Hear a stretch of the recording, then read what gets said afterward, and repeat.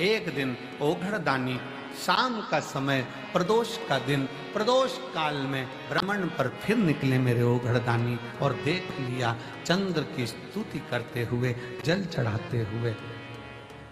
प्रदोष काल में, प्रदोष के दिन हमने पहले भी कहा कि एक दीप लगाना या जल चढ़ाना या शंकर को धतूरा चढ़ाना या चावल का दाना चढ़ाना या बेलपत्र चढ़ाना वो खाली नहीं जाता है। तुम्हारा प्रदोष के दिन, प्रदोष काल में लगाया गया दीपक एक ना एक दिन तुम्हारे घर में भी प्रकाश जरूर करता, जरूर।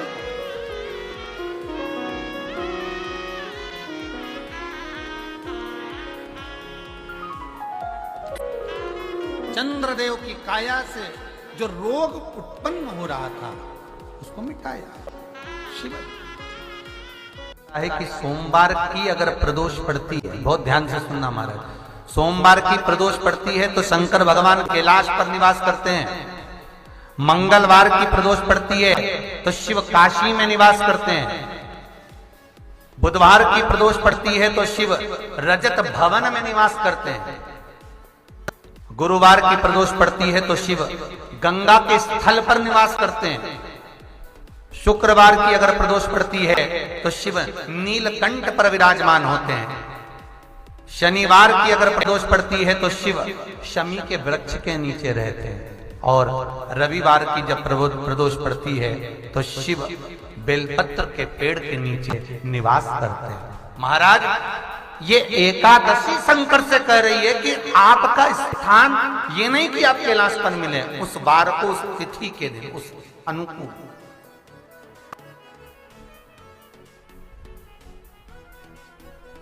हमारे यहां कहते हैं सोमवार की जो प्रदोष पड़ती है वो इच्छा पूर्ति करती है।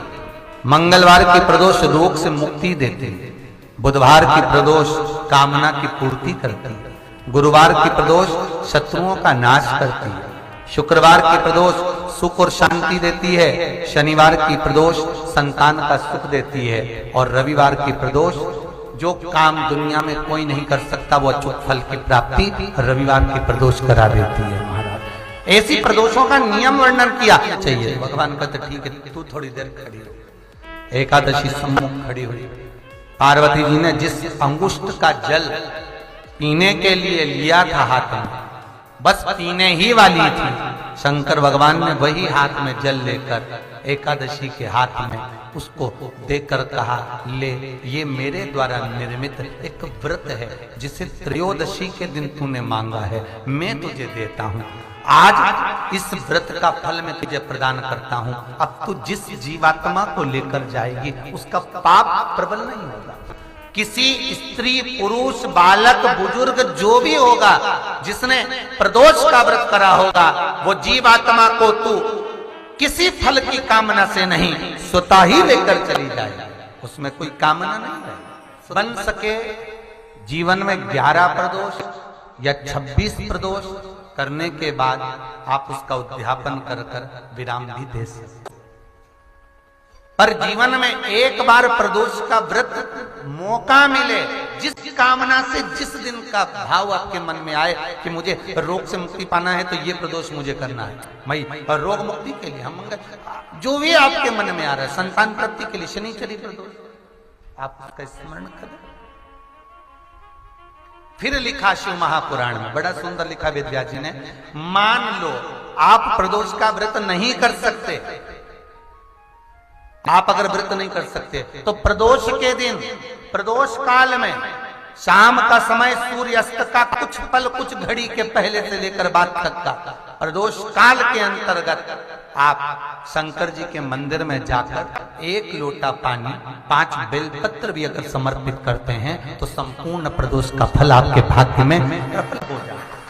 शिव महापुराण में इसका जिस प्रदोष व्रत का हम वर्णन करते हैं, जिस प्रदोष के दिन का आपको बधाई कल हमने दी थी कि प्रदोष की आपको बधाई हो, प्रदोष शाम का जो समय होता है, प्रदोष काल जो होता है, उसका वर्णन जब हम करते हैं, ये प्रदोष की पूजन का विधान किसने बनाया, ये प्रदोष की पूजन का नियम किसने बनाया, ये प्रदोष की संध्या काल का, प्रदोष के समय का पूजन का विधान कौन बनाया, ये प्रदोष के समय पर एक बेलपत्र चढ़ाने का विधान किसने बनाया, प्रदोष के समय पर एक समीपत्र चढ़ने का विधान किसने बनाया, प्रदोष के समय पर अगर मान लो कोई भिखारी से भिखारी व्यक्ति भी है जो ठेला चला रहा है, उसके पास में खाने के लिए कुछ नहीं है, फटे कपड़े पहन रहा है, उसकी जिंदगी में कुछ भी नहीं बचा और कर्जे में लदालूम हो गया, एक चावल का दाना अगर वो प्रदोष के दिन, प्रदोष काल में शाम के समय पर शंकर के शिवलिंग पर चढ़ा देता है तो 3 या 4 प्रदोष में उसका कर्जा चूकना प्रारंभ हो जाता है। प्रदोष का विधान इतना ये प्रदोष का वर्णन करा किसने, इतना प्रदोष की महत्वता बताई किसने, कौन करे इतना वर्णन। अगर प्रदोष की महत्वता बताने वाला कोई है, इसीलिए मेरे शंकर भगवान माता सती को लेकर कुंभज ऋषि के यहाँ, अगस्त ऋषि के यहाँ कथा सुनने के लिए गए थे, क्योंकि उनके बराबर कोई शंकर के महत्व को बता नहीं सकता और प्रदोष के महत्व को नहीं बता सकता। सती मैया को प्रदोष का महत्व बताने के लिए शंकर सती जी को लेकर कुंभज बाबा के यहाँ गए थे, अगस्त ऋषि के, प्रदोष के महत्व को तो जानो सती तुम प्रदोष के महत्व को तो सती जानो, तुम प्रदोष के महत्व को तो सती पहचानो कि प्रदोष का महत्व क्या होता है, प्रदोष काल का महत्व क्या होता है, प्रदोष के समय का महत्व क्या होता है। जिस समय पर सूरज डूब रहा हो, चंद्र प्रकाशित हो रहा हो, दोनों का मेल हो रहा हो, ना तो पूरा सूरज डूबा है, न पूरा चंद्र आया है, ना पूरा अंधेरा है, ना पूरा उजाला है, उस समय को प्रदोष काल कहा गया, उस समय को प्रदोष का समय कहा, प्रदोष काल कहा। अब कई लोग हमसे कहते हैं गुरुजी आप हमको प्रदोष का समय बताया करो कि प्रदोष काल किसको कहते हैं, प्रदोष का समय किसको कहते हैं। अब एक बात हम आप सबसे कहना चाहते हैं, जितने लोग आस्था चैनल पर सुन रहे हैं, जितने फेसबुक यूट्यूब पर सुन रहे हैं और जितने रेवाड़ी की इस पवित्र धरा पर कथा को सुन रहे हैं, आप सबसे एक बात कहना चाहेंगे, अगर हम समय देखकर बताएं आपको कि शाम को 6 बजे, 6:30 बजे, 6:30 पे लेकर 7:30 के बीच में ये समय है, या 5:30 से लेकर 6:30 तक का ये समय है, या हम तुमको बोल दें कि इतनी बजे ये समय प्रदोष काल का रहेगा या इतनी बजे ये समय रहेगा, तो देखिए कभी कभी ठंड का समय आता है तो दिन जल्दी ढल जाता है, कभी कभी गर्मी का समय रहता है तो दिन बहुत लेट ढलता है। इसलिए समय की गणना से मत चलो, आप तो ये अंदाजा लगाकर रखो कि दिन ढल रहा हो, अंधेरा होना शुरू हो रहा हो, सूरज डूब रहा हो, चंद्र प्रकाशित हो रहा हो, अंधेरा अपना काम कर रहा है, सूरज ढलता जा रहा है, दिन कम होते चले जा रहा है और अंधेरा थोड़ा बढ़ते चले जा रहा है। इन दोनों का जो मिलन का समय हो, अब वो कितनी भी बजे, आप तो बस उसके मिलन का समय निकाल लो, वही समय प्रदोष काल कहलाता है, वही समय प्रदोष।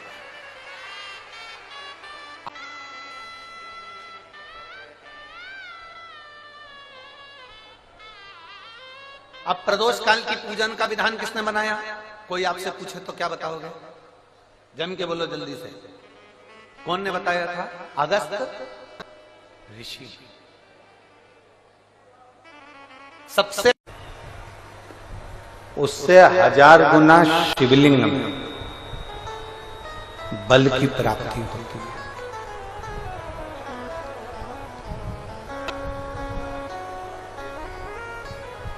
प्रदोष के दिन यदि आपको कहीं से शमी पत्र मिल जाए, प्रदोष के दिन यदि कहीं से आपको शमी पत्र मिल जाए और प्रदोष काल में, प्रदोष का जो समय होता है शाम का जो समय होता है प्रदोष काल,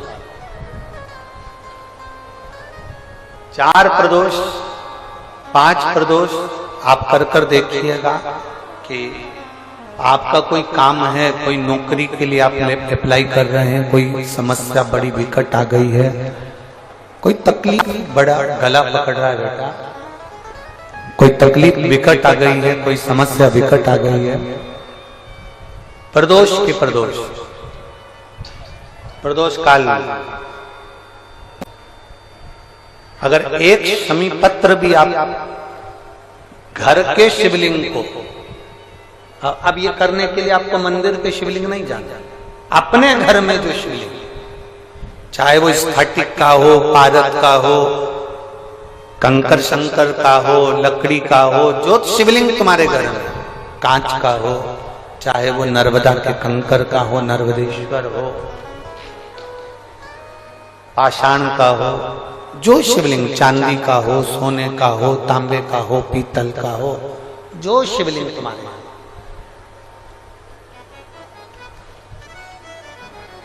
एक शमी पत्र यदि आप भगवान शंकर के शिवलिंग पर समर्पित कर रहे हो और उस शमी पत्र को उठाकर रात्रि को 9:15 की जो एक मुहूर्त होता है, एक समय होता है, जिस समय पर हम अपने मन की बात भगवान शंकर को कहते हैं, पूर्व में भी इसका वर्णन हम कर चुके हैं कथाओं में। उस 9:15 पर वो शमी पत्र को उठाकर एक कागज में, एक कटोरी में उसको रखते हैं। 4 या 5 प्रदोष के उस शमी पत्र को अपने पास में रखिए और जिस कार्य के लिए जा रहे हो उसको जेब में ऊपर के भाग में उसको रखकर लेकर जाइए, आपका वो कार्य सफल होकर ही रहेगा, वो रुक नहीं सकता। शमी पत्र में इतना बल होता है, प्रदोष का जो शमी पत्र होता है वो बड़ा बलवान होता है, बड़ा एक पत्र है।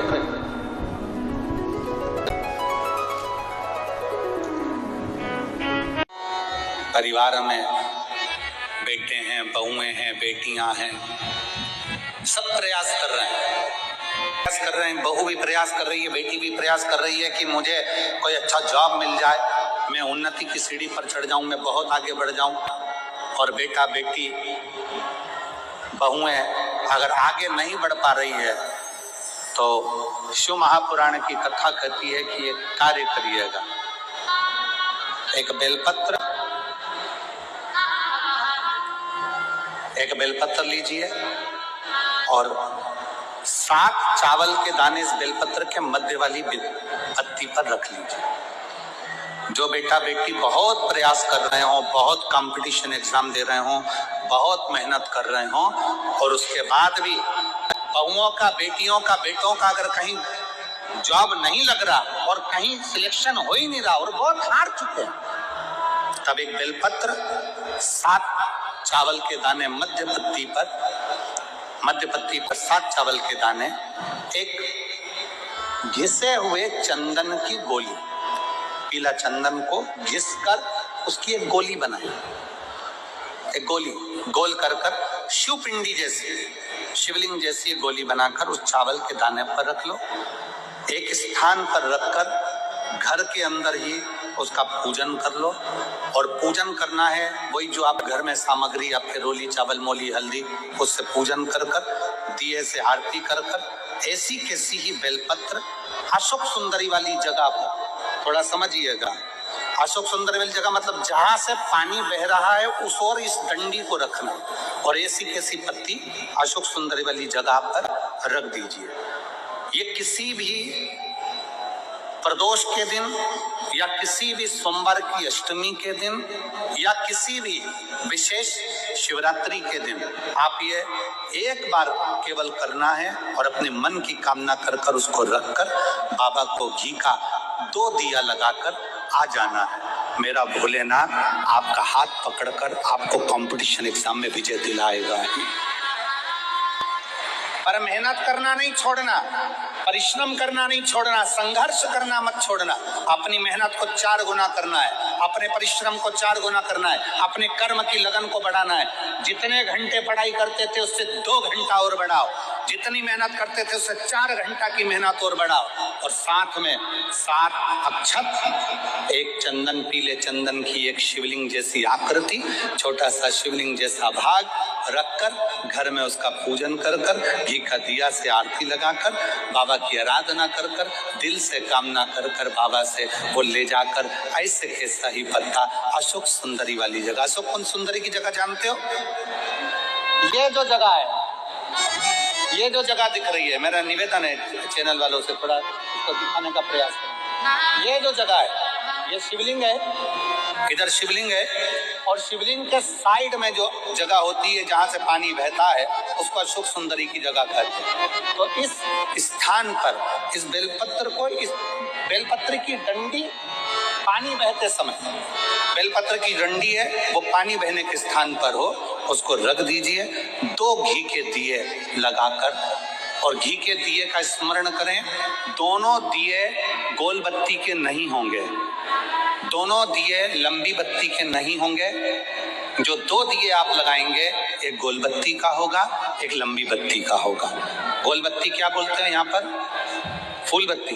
यहाँ फूल बत्ती बोलते, तो गोल बत्ती मतलब फूल बत्ती, और लंबी बत्ती, लंबी वाली बत्ती। 2 दिए लगाना है, एक जगत जननी का, एक बाबा विश्वनाथ का।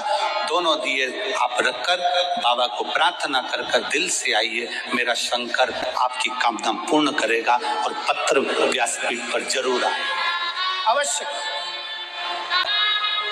श्री शिवाय नमस्ते बम भक्तों, उम्मीद करते वीडियो आपको पसंद आया होगा। फिर मिलते हैं दूसरे वीडियो में। हर हर महादेव।